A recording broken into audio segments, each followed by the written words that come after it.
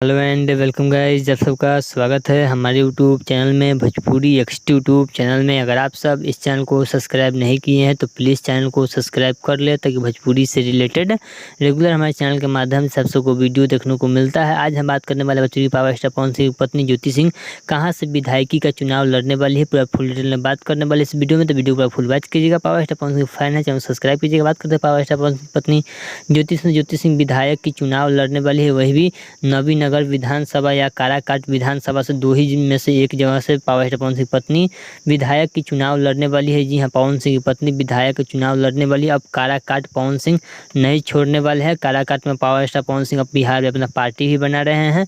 उसी पार्टी से power star Pawan Singh की पत्नी विधानसभा यानी नवीनगर विधानसभा में विधायकी का चुनाव लड़ेगी। पत्नी पवन सिंह की ज्योति सिंह, यह पावर स्टार पवन सिंह का बहुत बड़ा ऐलान है कि पावर स्टार पवन सिंह जा रहे हैं अपने पार्टी बनाने। चलिए, अगर आपको पावर स्टार पवन सिंह का वीडियो अच्छा लगा तो प्लीज़ चैनल को सब्सक्राइब कीजिए, वीडियो को लाइक कीजिए ताकि भोजपुरी से रिलेटेड रेगुलर हमारे चैनल के माध्यम से सबको वीडियो देखने को मिलता है। चलिए मिलते हैं न्यू अपडेट के साथ, तब तक ओके बाय।